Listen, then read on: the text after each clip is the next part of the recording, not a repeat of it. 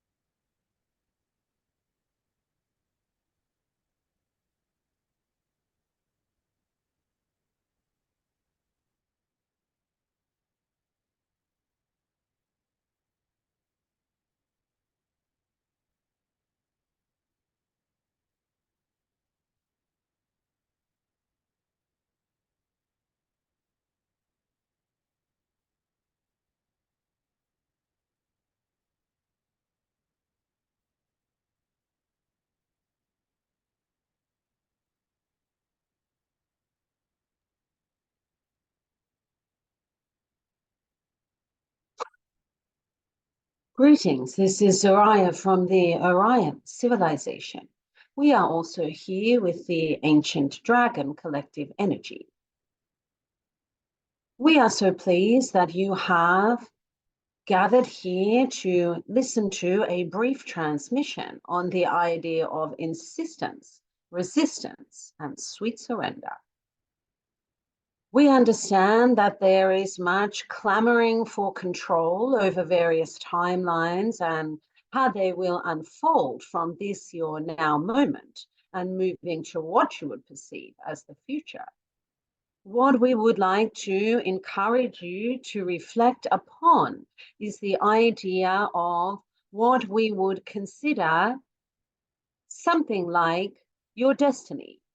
Although you do not have a destiny in the old-fashioned way of describing it, we have already described to you the idea that your higher mind does agree to explore certain themes and to unpack certain questions on your path in this timeline now. And in that sense, you have not so much a destiny, but a pre-agreed theme of exploration on the path. Within that arena, you also, of course, have the free will to explore in any manner or method that you prefer. However, what we would draw your attention to this idea for is because we would ask you to consider that really everything that you are experiencing that is being reflected back to you is something that is either relevant for you or something that you can shift out of by responding by tuning your vibration to the preference of the timeline that you prefer. And certainly you will shift to that if it is relevant for you to shift to that. The only thing that can keep you, and we wouldn't use such an onerous word as stuck, but can keep you hanging around in a timeline that you don't prefer, is the idea that you have to move around elements of the third dimension till they reflect the timeline that you would rather be on. That is very much the cumbersome, and we will say not even long way round. It is the way to stay where you are, marking time where you are. In that sense, what we would like you to understand with clarity is that if you see a reflection in your 3D moving into 4D reality that you do not prefer, you can remind yourself, I am seeing this reflection because there is something relevant here for me to unpack. Or you can remind yourself that by tuning your vibrational frequency range, you can adjust yourself to slip into the timeline that you prefer. And in that way, you are not having any insistence that the activities on the timeline that is being reflected back to you need to change. The other idea that we would encourage you to really grapple with, really comprehend, is that once you release resistance to any reflection, you give the reflection permission to fade. It is your resistance to the reflection that is keeping it in sight. And that is because in resistance, you are generating a connective thread to a reflection through the idea that somehow you can control it by resisting it. And what we would have you know is that the responsibility that you have, the ability to respond that you have, is in adjusting your vibrational frequency range so that you are exposed, are matched to a different reflection. It's not that you can resist a reflection stubbornly until the reflection changes. In that sense, you can release insistence, you can release resistance, and you can surrender to the idea that the timeline that you most prefer to be on is the timeline that your higher mind would have you on.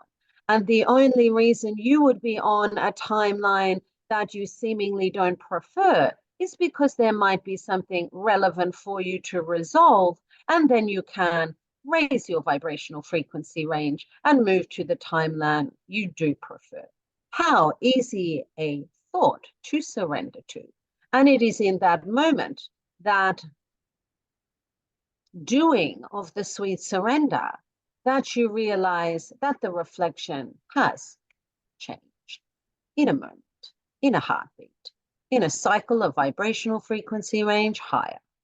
We do hope that this information allows you to release insistence or resistance to many of the timelines as they unfold, and that you can surrender happily to the idea that all is as it should be between yourself, your higher self, and your vibrational frequency range. How exciting. If there are any questions, we would be pleased to take them at this time.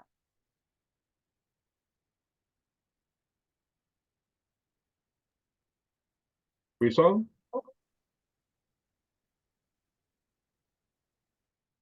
Go ahead, Miles. Never mind. Hi, Zariyah. Hello. My question is about heart-centered consciousness. People were talking about the heart-centered consciousness, and it says that the heart, the energetic heart, is the way to connect the universal energy.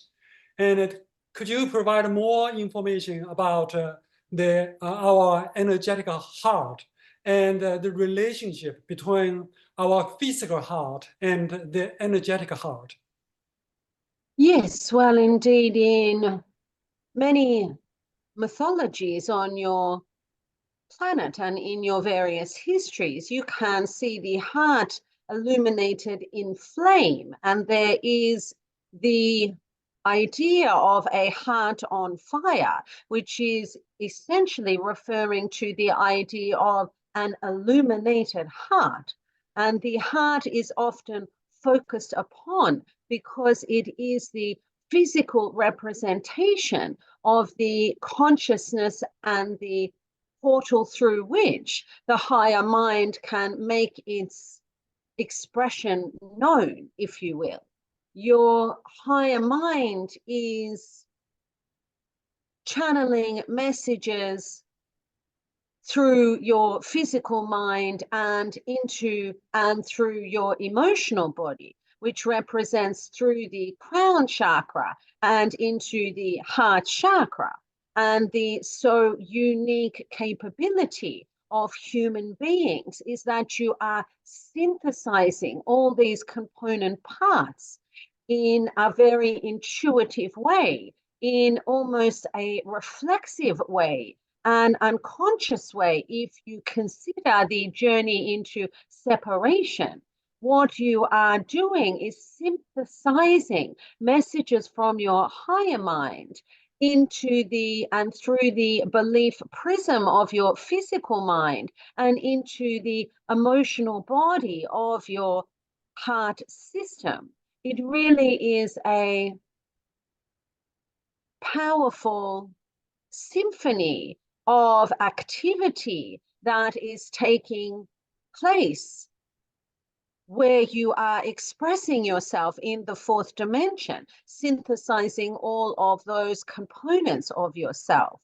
And therefore, the heart is recognized as a powerful center to establish the expression of those very human divine principles of compassion, of unconditional love, of a sense of your own sacredness.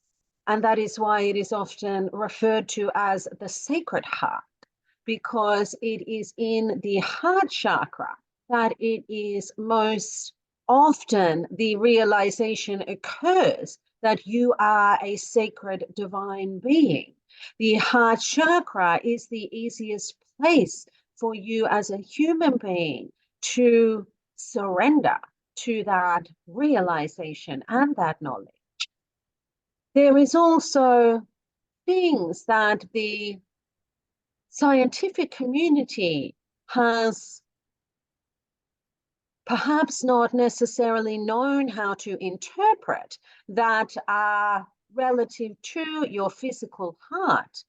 The heart does in fact have memory of your emotional experiences, and not just the waves of emotions that you experience on your timeline, but the depth and the perfection to which you have loved, the divine seed of your open-hearted capabilities that you came in with rests in that physical organ, if you will.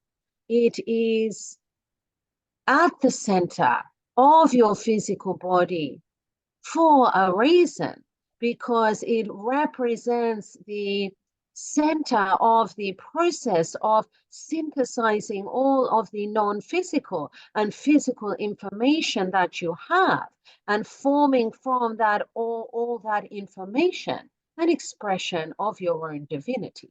How beautiful. Does that resonate in your own heart, or is there more? Yes, thank you so much. You are so welcome.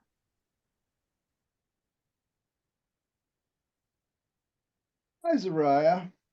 Hello. I had an interesting experience last week. I was all ready to log on. I was all set up, and my spirit just wouldn't let me do that. Yes. And it was about abundance.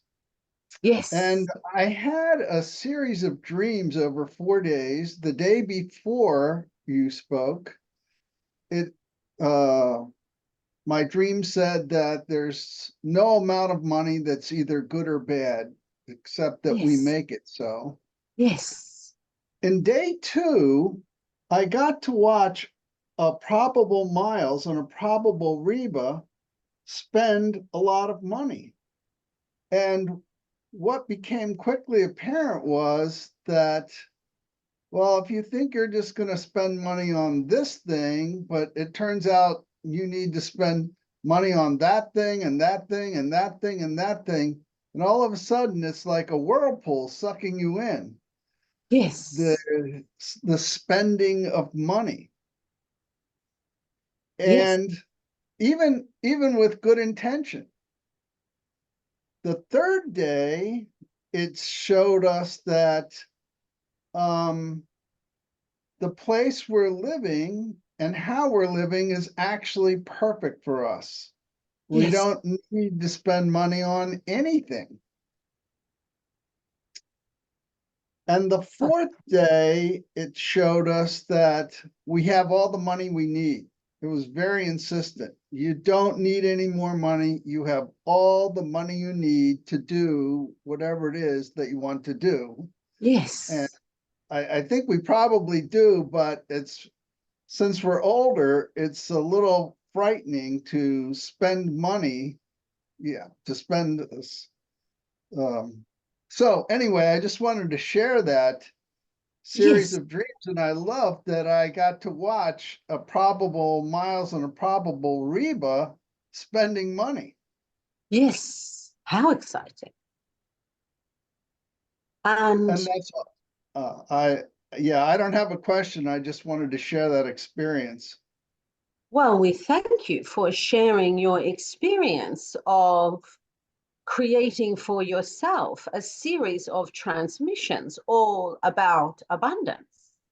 And it would seem that you have aligned yourself very synchronistically to the message that Zariyah has been trying to convey during the transmission regarding the leprechaun.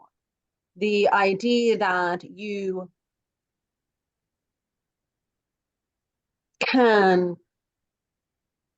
have a reaction to something that is in fact a physical object in the third dimension, that you have all sorts of feelings about how you can have access to or have enough of or spend or save the object in the physical dimension is really the illusion that you are using to move through your ideas of scarcity.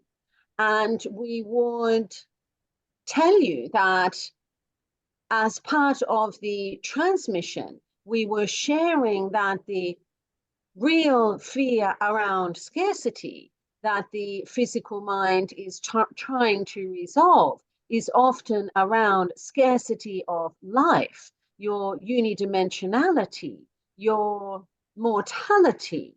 These ideas are illusions also, and that once you tap into the idea that there is no scarcity, that you are eternal, multidimensional, and immortal, once you tap into those ideas, then you really recognize that trying to work out scarcity with reference to objects in the third dimension is really something that you could do in your sleep, which we can point out that you seem to have just already done in 4 subsequent dreams. How exciting. Thank you so much. You are so welcome. Happy spending.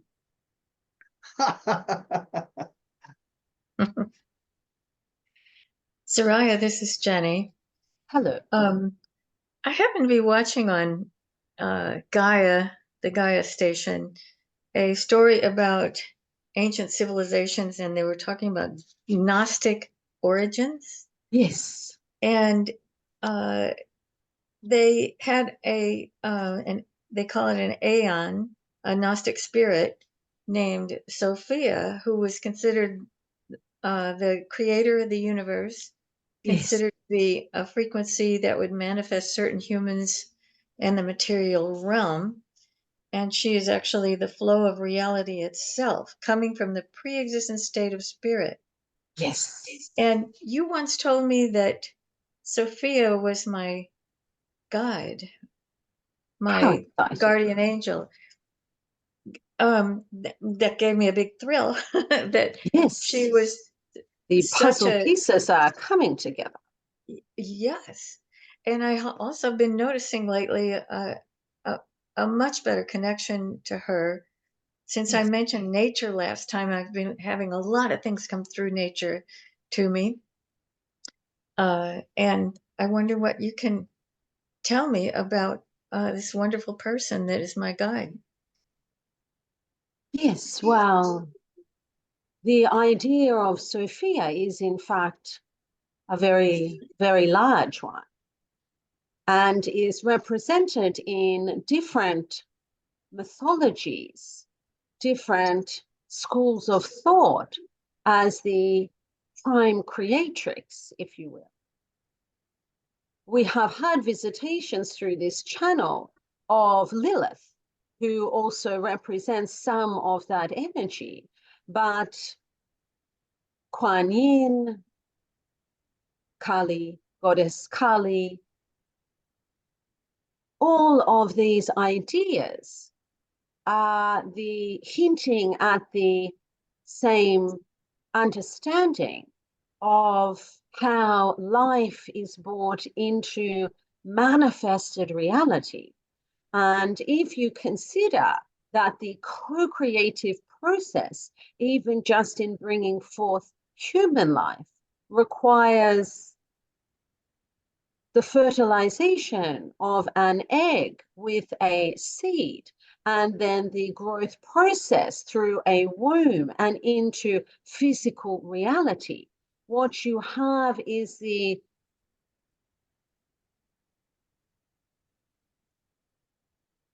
understanding or the example of the importance of the feminine form in being able to bring forth something from non-physical to physical.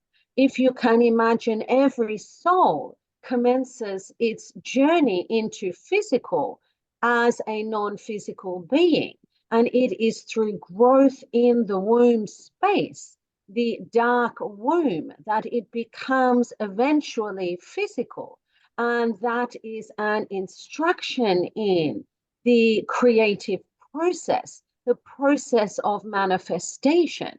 It isn't that, and it is often perhaps erroneously understood that what you might consider God or goddess is either masculine or feminine. It is that the creative process, the process of manifestation, requires both elements in harmony as a necessity to bring forth anything into physical. And there has been in the timeline that you have been traveling along a suppression of the knowledge of the prime creatrix energy, which is encapsulated or demonstrated to you in ideas like Sophia or Gaia or Lilith or any of the other myriad names by which the feminine principle as a force of creation has gone by.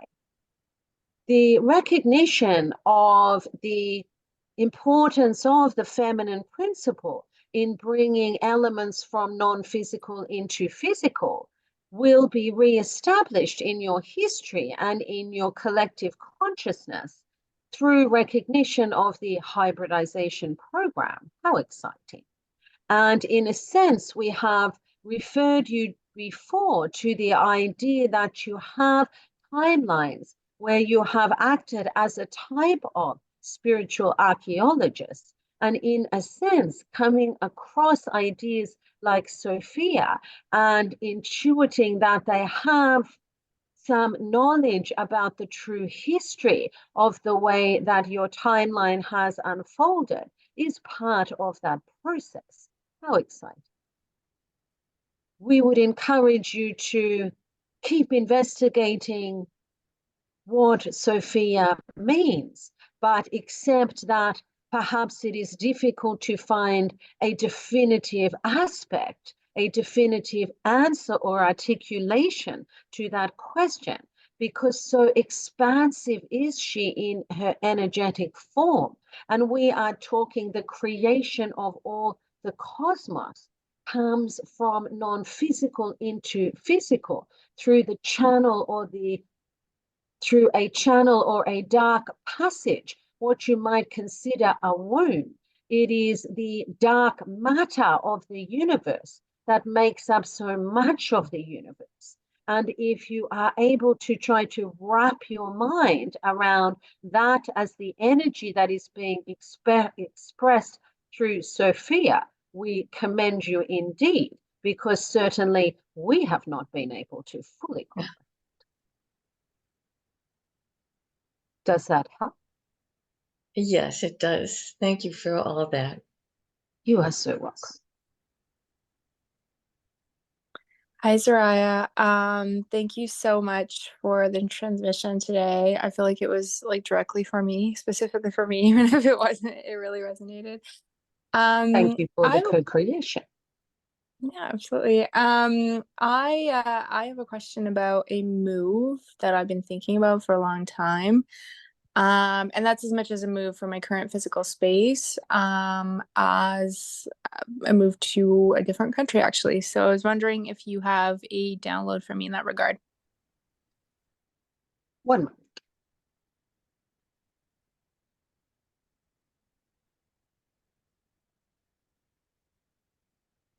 Yes, we do see on your timeline that there are junctures in which it does behoove you to change location. And it is not so much about the physical mind trying to figure out what would be the best move, literally and figuratively. It is about recognizing that there is certain resonances in certain places, and that at certain times, those resonances are relevant for you. It is not exclusively true, but typically there is the pattern of, we would say, quite a lot of movement of spiritual seekers during a period of time in their life or incarnation, as there is the practicing of following intuitions to deeper knowledge. And often that knowledge can be found by finding resonance with different places on your planet or areas specifically. Therefore, we would encourage you to, again, not insist on where you need to move or resist any inclination to move, but allow yourself to be fluid and flexible. Go with the flow of your intuitions and let the moves that are relevant for you reveal themselves to you as you come along. Does that help? It does very much so. Thank you. You are so welcome. Hi, Zariyah. I Hello. have a question about the house that we just purchased. Yes. I would like to know, what can you see in terms of its vibrational energy?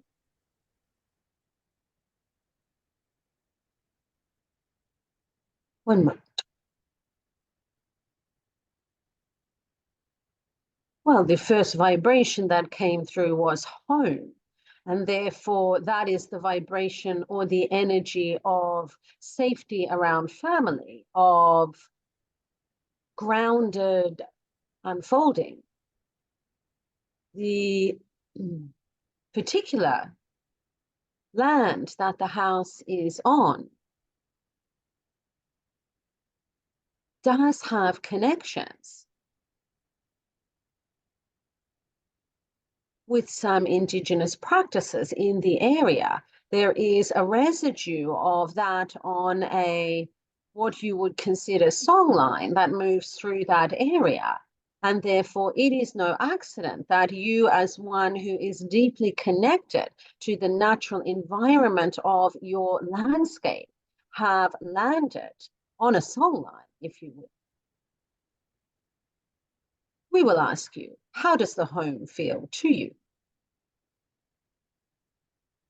Not perfect yet. I still feel like I need to modify the house, but I'd like advice on that, please.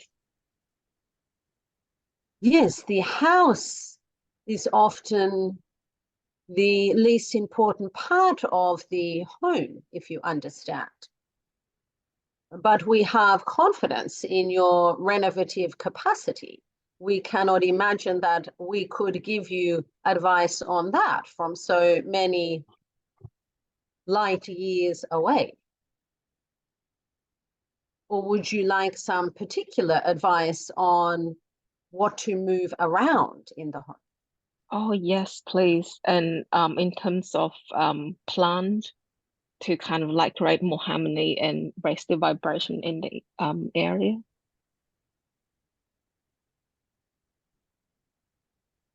Yes, well, indeed, if you can populate the available plant area with native flora and fauna, that will indeed reawaken some of the energy of the land that might have been diminished by being, we won't say trampled on, but perhaps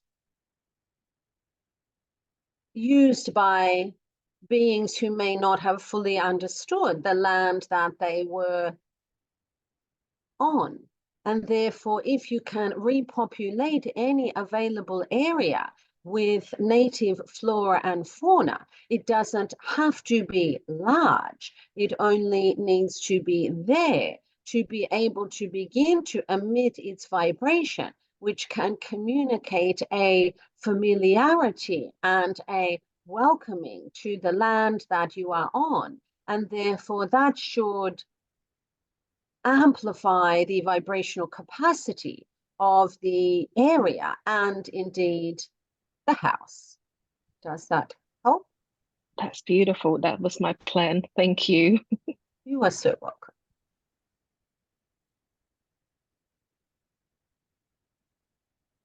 Hi, Zariyah. Can Hello. you hear me okay? Yes. Oh, wonderful. Great. It's nice to talk to you.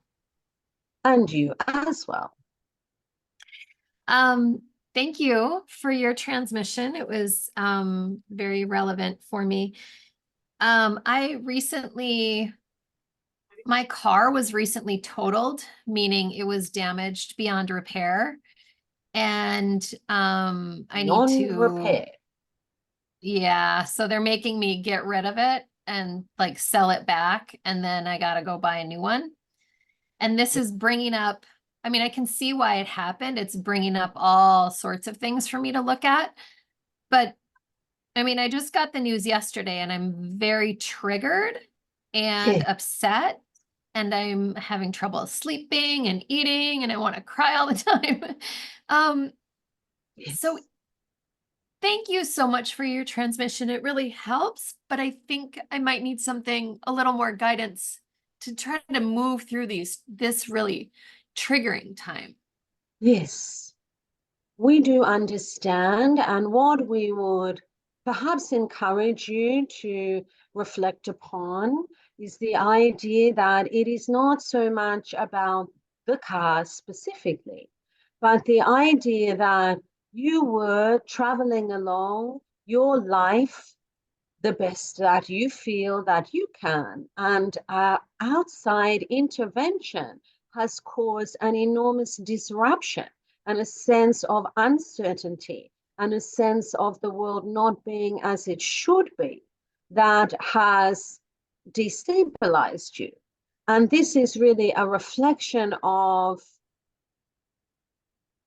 a vibrational package that many beings on your planet are attempting to negotiate when they are looking at the third dimensional timeline, and they are feeling that it is interrupting their very nice life in ways that they don't prefer and that they have not invited, and that they cannot necessarily see how that they can move through. And therefore, it is not just you that is experiencing this type of reaction to disruptions or perceived disruptions in your life. However, what we would encourage you to do is to recognize that you have created for yourself a very intimate experience of what the broader collective is experiencing, perhaps at more of a distance. It's about you, your ability to move around, and your sense that you have control over your own transport and movements. And in that sense, we would say, what a perfect reflection for the upending events that are appearing on people's timelines in this great year of transition. You have a perfect opportunity to look disruption in the eye and to ask yourself, do I believe that I have created this situation because there is something here relevant for me? And if you can surrender to that thought, if you can set aside the insistence of your physical mind, which is suggesting to you all sorts of things, such as, this isn't fair, how did I invite this, I can't handle this, this is too much of a disruption, this is so uncomfortable. If you can set that aside and tune into your higher mind, and say to your higher mind, thank you for this interruption. What is the relevant component of this interruption for me, so that I can understand and vibrate myself into a timeline where I have a shiny new car to move on with? We understand that the leap initially can sound challenging, but it is just a leap in your own internal dialogue. And if you are able to do that once, you will recognize how liberating and how easy it actually is to say to yourself, I am going to step back from this creation, from this reflection, and consciously tune in to my higher self and try to channel through the information that will help me to understand how this event is an opportunity. Does that help? Yes, it does. Thank you. We can Thank you. indeed hear the physical mind saying it is not very helpful at all. But if you can allow yourself to know that the physical mind will always insist on articulating their point of view, and that it is not necessarily a real deterrer from your ability to tune into your higher mind, then that should help you go forward, even just if it is a little way into tuning more soundly into the higher mind and less tightly to the monologue of the physical mind. Does that help? It does. I'm going to have to work with myself on opening up and making that leap. Yes, and But- we would stress that it's not work, it's about allowing. Yeah. It's about just allowing your higher mind to have a voice in the conversation and to trust that voice, even though the reflection might be suggesting to you that you would be crazy to trust that voice. You Yeah. understand that you have created this and that there is something here for you that is beneficial for you, whatever your physical mind tries to tell you. The physical mind is brilliant, but sometimes very unhelpful. Yeah. Thank you. You are so welcome.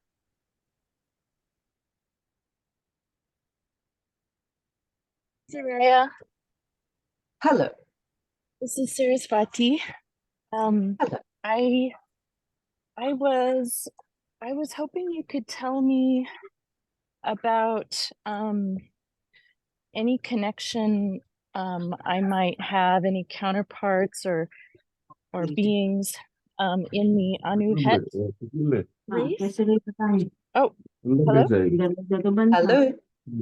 Somebody is unmuted.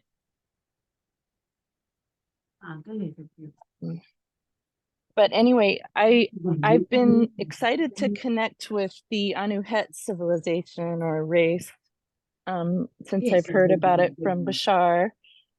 Yes. And I was just, I don't know if that would be through channeling or some other kind of connection, but I was wondering if you could tell me if there's Yes. any connection I'm making. Well, Another yes, being. indeed.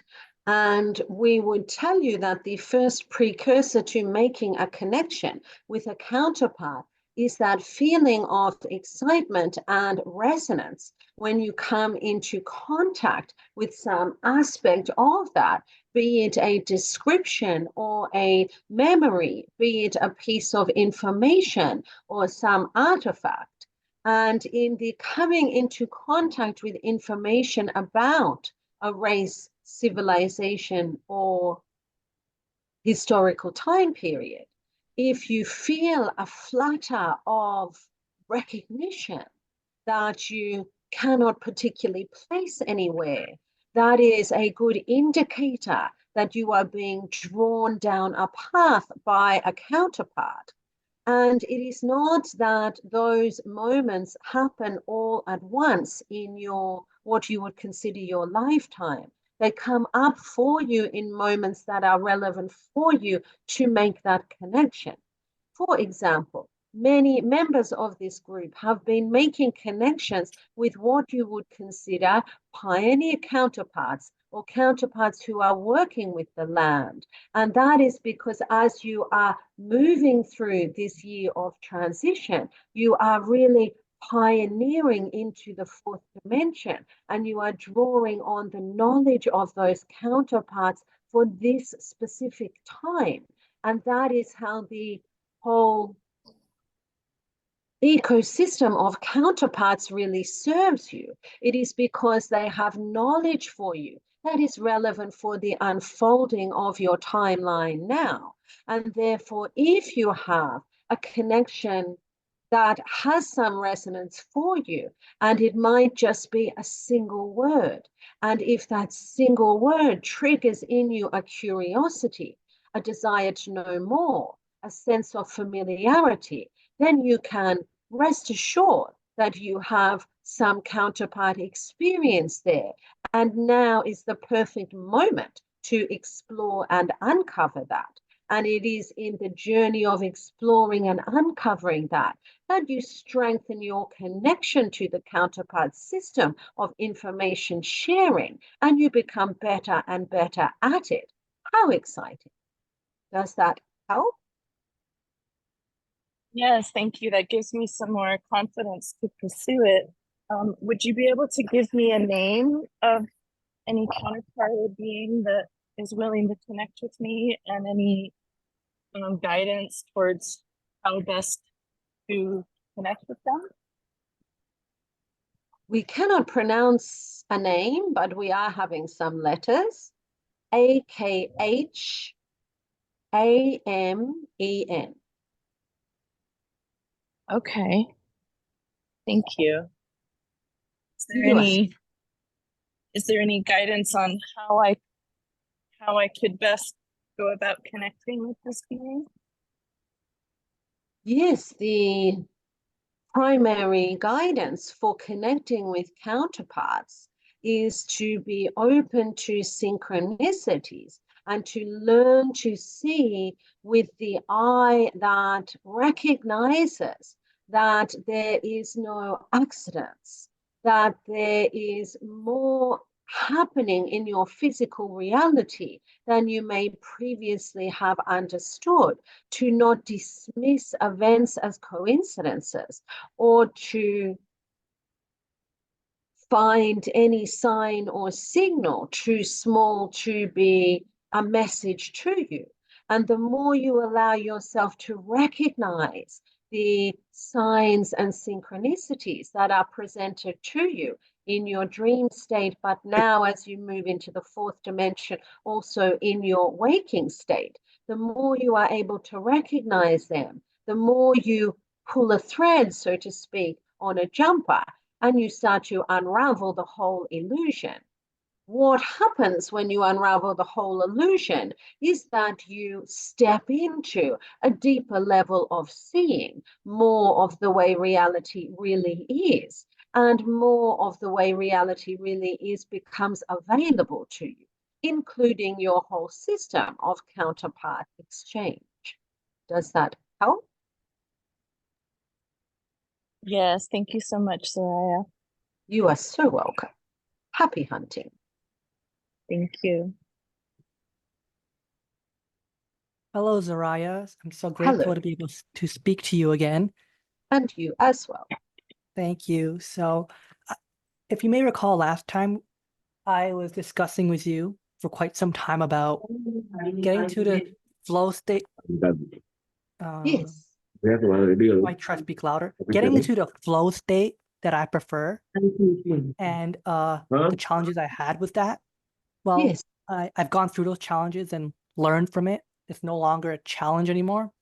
But with this inflow of energy, You flowed through those challenges in a I went- remarkably short, what you would consider, time. oh yeah, it was pretty much about, instead of trying to internally generate a state being so strong that it changes my mental state so that they can finally sync together and get me into Yes. flow cohesively so that I can get the inspiration and ideas with such a magnified state of being happening at the same time to allow me to perceive things in the way that I prefer to go with the flow or follow Bashar's formula. That worked How so? out. But now there's a new phase of challenges with that. And that Yeah. is so when I try to sleep, right? There's a sleepiness feeling that you have that sort of incrementally allows you to taper off into a sleep state and get a good night's of rest. But Yes. because of the magnified state of being I enter, and the fact that it permeates now, even when it tapers off, I have challenges with the sleep state now becoming cohesive and strong enough to get me to fall asleep. I might have my brain might I might sleep a bit, but not fully. Like I might get into some kind of a sleep state, but not a full sleep state. Like my mind might filter out certain things. Like if someone's making noise, I might not hear it, but I won't fall asleep. I might not dream. I might dream, but to a small extent, without a lot of perception in the dream. So it might be like a really light dream state. And I perceive it to be caused by this one thing where I've observed the 7 so-called chakras, when they are activated by me following my joy, they all usually get activated at the same time, but mostly magnified in my heart chakra area, like you were discussing before. Yes. But once I stop that act, they all simultaneously decrease in the energy I perceive. But I've noticed that back when I was experimenting with things in a more compartmentalized way, trying to do each chakra at the same time, wondering why it's not working, I observed that I do things like activate the third eye chakra so strongly, where the pineal gland plus that specific location between the eyebrows, Yes. it might not give me the sort of mainstream effect that I expected, where I might have, ooh, I'm clairvoyant, I'm clairsentient. It's more like it might generate a state of being that makes me more interested in certain topics, like ancient civilizations. But as that state of Yes. being disappears, that subsequent interest also disappears.